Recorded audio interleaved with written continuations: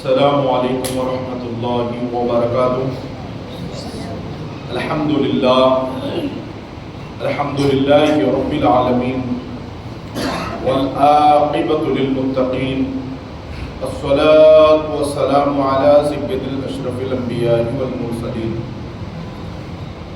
ونحن علی ذلک لمن الشاہدین والشاکرین، اما بعد فاعوذ باللہ من الشیطان الرجیم، بسم اللہ الرحمن الرحیم۔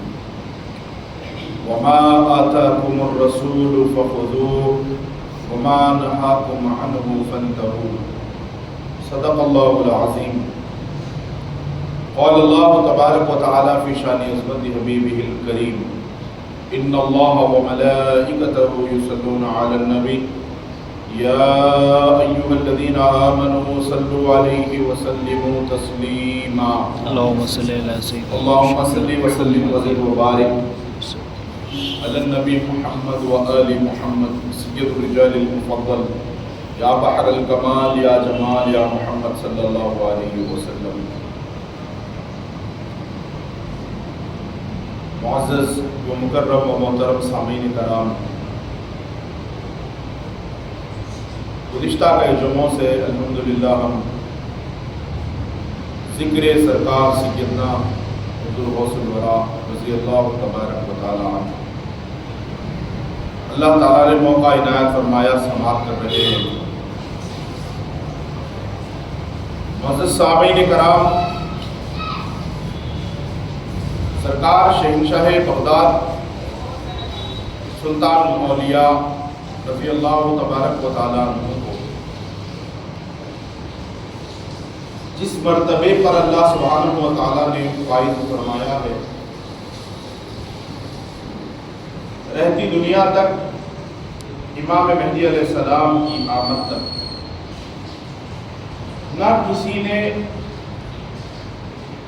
اللہ سبحانہ و تعالیٰ کی بارگاہ میں اس عمل کو ہوتے ہوئے دیکھا کہ جو مرتبہ میرے مولا نے شہ جیلا کو ان کی پیدائش سے کئی ہزار سال پہلے جو مرتبہ عنایت فرمایا، صبح قیامت تک، رہتی دنیا تک، اس کائنات میں جو ولایت کی بلندی پر شہنشاہ بغداد کی ذات مقدس فائز ہے صبح قیامت تک، بڑی دور کی بات ہے ثانی ان کا پیدا ہو، غوث پاک کی ثانی کی دور کی بات ہے۔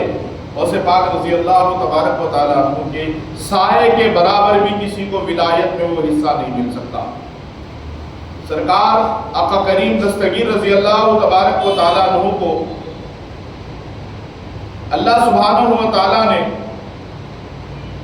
بڑی منفرد شان عطا فرمائی، اور ان کے نور کی جو خیرات ہے، غوث پاک کو اللہ تعالیٰ نے اپنے محبوب کے نور سے خصوصاً و خاصتاً وجود بخشا۔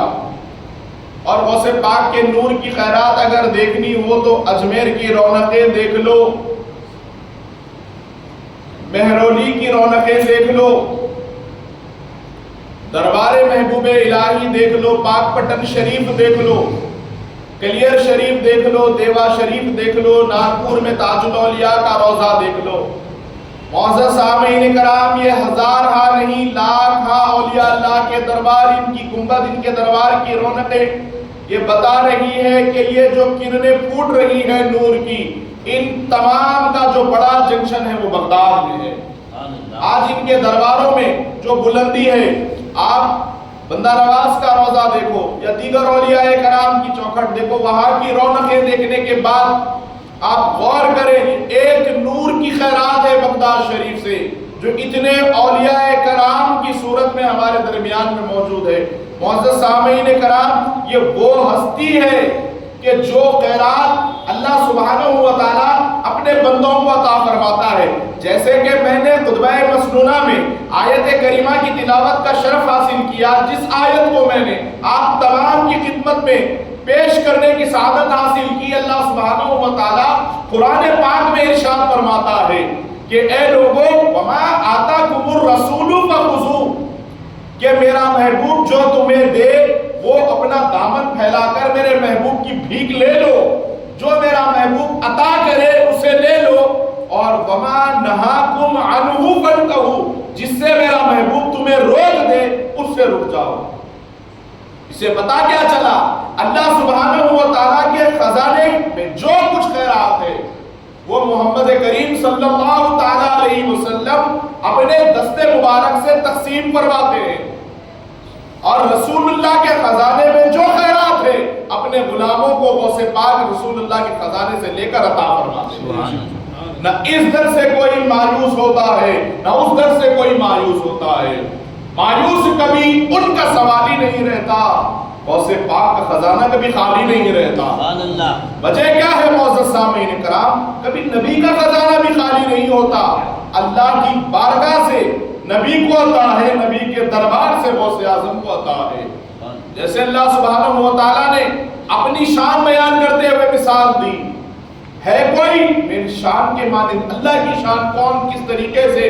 اپنی بدنگاہی ہماری اتنی بڑھ گئی، بصیرت کمزور، ہم بصارت سے دور کون دیکھ سکتا ہے؟ لیکن شان خداوند کریم دیکھنی ہو تو رسول اللہ کی ذات کو دیکھ لو، سرتاپا خدا کی شان نظر آئے گی۔ محترم سامعین کرام، پھر اسی طریقے سے غوث پاک کا جلوہ رسول اللہ صلی اللہ تعالیٰ علیہ وسلم کو اصل طور پر دیکھنا ہے تو ذات غوث اعظم کو دیکھ لو، ہم شکل مصطفیٰ نظر آئے۔ محترم سامعین کرام، اللہ تعالیٰ کسی کو کسی نعمتوں سے نوازا، مالا مال کیا، کسی کو دولت بخشی، کسی کو اللہ سبحانہ و تعالیٰ نے اپنی نعمت لازوال سے نوازا، علم دیا، قرآن جیسی نعمت دی، اس کو زوال نہیں ہے۔ جو اللہ سبحانہ و تعالیٰ کے انعامات میں سے خصوصی انعام ہے، ہر چیز کا اللہ سبحانہ و تعالیٰ نے بندے کو کچھ نہ کچھ خوبیوں سے، نعمتوں سے اپنی نوازا۔ بندہ اللہ تعالیٰ کی نعمتوں پر شکر کر لے، یہ بڑے آج کے اس دور میں خوش نصیبی کی بات ہے۔ آج ہماری زندگیوں میں شکر الہی، رب سبحانہ و تعالیٰ کی عطا سے خوش ہونا، اس کے فیصلے پر سکوت اختیار کرنا، یہ ہم سے بہت دور چل گیا ہے۔ آج کے اس ماحول کی وجہ سے یہ ہم سے چیزیں دور ہوتی چلی جا رہی ہے۔ ایک واقعہ آپ کو سناتا ہوں میں کہ ایک اللہ والے یہ ایک درخت کے نیچے اپنی زندگی بسر کر رہے تھے، تو انہوں نے دیکھا کہ ان کے اوپر درخت کے کئی چرند و پرند اپنے اپنے آشیانے بنائے ہوئے تھے، اپنے اپنے گھر گھونسلے بنائے ہوئے تھے۔ دیکھیے اللہ سبحانہ و تعالیٰ نے ایک مقام پر اپنا جو خاص بندہ ہوتا ہے، جس پر اللہ تعالیٰ اپنے نور کی بارش عطا کرتا ہے، وہ کس طریقے سے اپنے بندوں کو اپنے الہام سے نوازتا ہے، کس طریقے سے ان کے باطن کو، ان کے اندھیرے کو سینے کے دور فرما کر مزین فرماتا ہے، منور فرماتا ہے۔ اور کرے ہر بندہ جو خدا کی ذات تک پہنچائے، ضروری نہیں کہ کوئی آپ کا صرف اور صرف قال دیکھ کر بیان کرے، کتاب دیکھ کر بیان کرنا، کتاب دیکھ کر اس کی حمد و ثنا کرنا، کتاب دیکھ کر لوگوں کے سامنے اپنے خطاب کو رکھنا، یہ اور بات ہے۔ اللہ والے فرماتے ہیں عارف تو وہ ہے، اس کو جاننے والا تو وہ ہے جو اللہ تعالیٰ کے جلوے دیکھ کر بات کرے، اس کی نعمتوں میں اس کی شان غور کر کے لوگوں کے درمیان میں اس طریقے سے خداوند کریم کا نور باطن میں لوگوں کے اندھیرے سینوں میں منور فرمائے۔ بیٹھے ہوئے تھے، ایک زمانہ گزرا، زندگی گزرتے یعنی ہر موسم کا سامنا کیا اس اللہ والے نے اس درخت کے نیچے۔ اب دیکھیے اللہ تعالیٰ ان کی نگاہوں کو کس طریقے سے اپنی قدرت کا جلوہ بتانا چاہ رہا ہے۔ سردیوں کا موسم تھا، وہ وقت گزر گیا، دھوپ کے کڑی دھوپ کا عالم تھا، وہ موسم گزر گیا۔ اب ایک وقت ایسا آیا بارش، تو جب بھی رات کا وقت ہوتا، مغرب کا وقت ہوتا، تو پرندے درخت پر چہچہاتے آواز کرتے. ایک دن جس شہر میں یہ قیام پذیر تھے اللہ والے، وہاں پر بڑی زور کے ساتھ بارش ہوئی، اور بلکہ یوں سمجھ لیں کہ وہ بارش طوفانی روپ اختیار کر گئی. اب یہ بزرگ اپنا بوریا بستر لے کر اٹھ گئے. شہر میں تو تھے، ایک درخت کے نیچے قیام کیے ہوئے تھا. اب چاہتے یہ تھے کہ کہیں پر سر چھپانے کے لیے آسرا مل جائے، اس طوفانی بارش سے بچا جائے. جتنی دیر تک اپنے آپ کو پانی سے، بارش سے بچائے رکھ سکتے تھے، انہوں نے اپنے آپ کو محفوظ کیا، بچائے رکھا بارش سے، پانی سے. لیکن جب زیادہ بارش بڑھ گئی تو یہ درخت کے پاس کا حصہ چھوڑ کر شہر میں آسرا ڈھونڈنے لگے. تو درخت کے بالکل قریب میں ایک آسرا نظر آیا. وہ آسرا جیسے ہی انہوں نے دیکھا وہاں پر جا کر کھڑے ہو گئے. اور جو اللہ تعالی جس کو اپنے نور سے مالا مال فرماتا ہے، جس کو اپنے کرم کی خیرات عطا فرماتا ہے، زمین اور آسمان میں جتنی مخلوق بستی ہے، میں نے جیسے خطاب کے ابتدائی میں عرض کیا کہ وہ خیرات جو بارگاہ مصطفیٰ سے اپنی جھولی پھیلا کر لے لیتا ہے، کہ جسے محبوب عطا کرے لے لے، جس سے روکے رک جائے. اور سرکار غوث پاک کی دین جس پر ہوتی ہے، جس پر غوث پاک رضی اللہ تعالیٰ عنہ کا کرم ہوتا ہے، اور خاص کیونکہ خود بڑے پیر دستگیر فرماتے ہیں کہ جہاں جہاں تک اللہ سبحانہ و تعالیٰ کی قدرت ہے، وہاں وہاں تک پیارے آقا کی رحمت ہے، اور جہاں جہاں تک حضور کی رحمت ہے، وہاں وہاں تک غوث اعظم کی حکومت ہے. ایسے ہی آپ نے نہیں فرمایا اپنے قصیدے میں اللہ تعالیٰ کے سارے شہروں کو، شہر سے مراد ہندوستان کا، کوئی دیگر ممالک، پاکستان کا، بنگلہ دیش، سری لنکا کا نہیں، اللہ کے شہر، اللہ کے بنائے ہوئے شہر. فرماتے ہیں میں اللہ تعالیٰ کے بنائے ہوئے شہروں کو ایسے دیکھتا ہوں جیسے اپنی ہتھیلی میں رائے کا دانہ دیکھتا ہوں. یہ شان ہے غوث اعظم کی. اور آج سے 900 سال پہلے بھی غوث پاک اللہ کے شہروں کو دیکھتے تھے، آج بھی دیکھ رہے ہیں. آج بھی غوث پاک دیکھ رہے ہیں. تو جو اللہ تعالیٰ جس کو اپنے خاص فضل سے نواز دے، جو اللہ تعالیٰ کے سارے شہروں پر نظر رکھتا ہو، اس کی شان یہ ہے شہر میں رہنے والے کون کون ہیں اس کو بھی جانتا ہے، اس کی بولیاں بھی سمجھتا ہے. تو یہ غوث پاک رضی اللہ تبارک و تعالیٰ عنہ کو اللہ نے شان عطا فرمائی.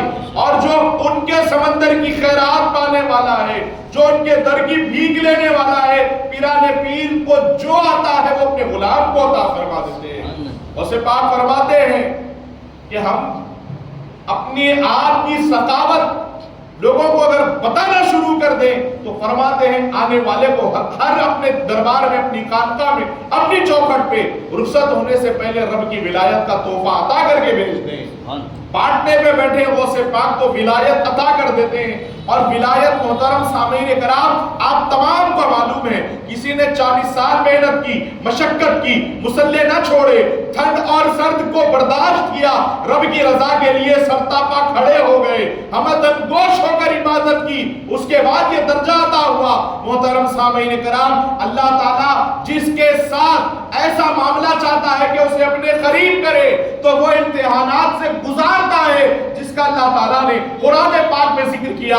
وَلَنَبْلُوَنَّكُمْ بِشَيْءٍ مِّنَ الْخَوْفِ، جب ہم کسی سے امتحان لینا چاہتے ہیں، اسے خوف میں مبتلا کرتے ہیں، وَالْجُوعِ، اسے بھوک میں مبتلا کرتے ہیں، وَنَقْصٍ مِّنَ الْأَمْوَالِ، اس کو نقصان دیتے ہیں، وَالْأَنفُسِ، اس کی جان کر، اس کی جان کے اوپر کچھ آزمائش ڈال کر ہم اسے آزماتے ہیں، وَالثَّمَرَاتِ، کہ ہم اس کو دنیاوی نقصانات پہنچا کر اس کی استقامت کو دیکھتے ہیں، آزماتے ہیں، ٹیسٹ کرتے ہیں. جب یہ ان امتحانات میں وہ بندہ کامیاب ہوتا ہے، اس کو جب اللہ تعالیٰ اپنے امتحانوں میں گزارنے کے بعد وہ سرتا پا رضا اللہ کی بن کر کھڑا ہوتا ہے، استقامت پر کھڑا ہوتا ہے، کامیاب ہوتا ہے تو تب اللہ تعالیٰ فرماتا ہے وَبَشِّرِ الصَّابِرِينَ، ان امتحانات پر جس نے صبر کیا، زبان پر کلمہ شکوہ لائے بغیر، اس کے لیے پھر بشارت ہے۔ اور محترم سامعین کرام، ولی بن جانا بچوں کا کھیل نہیں ہے۔ ولی کسے کہتے ہیں؟ جس سے اللہ محبت کرتا ہے، جس سے اللہ کے رسول صلی اللہ تعالی علیہ وسلم محبت کرتے ہیں۔ محترم سامعین کرام، اس کے لیے بھی یہ ضروری ہو جاتا ہے ولی کی صفات کیا ہے، ولی کی مزاج کیا ہے۔ ولی تنگ نظر نہیں ہوتا، ولی کنجوس نہیں ہوتا، ولی لوگوں کے دل توڑنے والا نہیں ہوتا، ولی کتنی بھی اس کے اوپر محترم سامعین کرام تنقیدوں کی بارش ہو جائے، ولی توڑنے والا نہیں ہوتا، ولی جوڑنے والا ہوتا ہے، ولی برباد کرنے والا نہیں ہوتا، ولی جس جگہ قدم رکھ دے وہ بستیاں آباد کرنے والا ہوتا ہے۔ ولی کی زبان میں چاشنائی ہوتی ہے، مٹھاس ہوتی ہے، لوگوں کے لیے بیر نہیں ہوتا۔ محترم سامعین کرام، کھل کر عرض کر دوں کہ جو اللہ تعالیٰ کی شان ہے، جو اللہ کے رسول علیہ السلام کو اللہ تعالیٰ نے جو مرتبہ عطا کیا، ہر مخلوق سے محبت کرے۔ محترم سامعین کرام، ولی کے اندر مذہب کا بھی فرق نہیں ہوتا۔ اگر اللہ تعالیٰ کی کشادگی دیکھنی ہو کہ ولایت سے اللہ تعالیٰ نے اسے مالا مال کر رکھا ہے، محترم سامعین کرام، ولی یہ دیکھتا ہے کہ پیدا تو میرے خالق نے کیا ہے، ساری مخلوق سے وہ بلا تفریق مذہب و ملت محبت کرے اور تن من دھن اس کی ذات پر قربان کرنے کا جذبہ رکھے، خلوص دل کے ساتھ کسی کے کام آنے کے لیے اپنے خون کی ضرورت پڑ جائے وہ بھی پیش کر دے، اسے ولی کہتے ہیں۔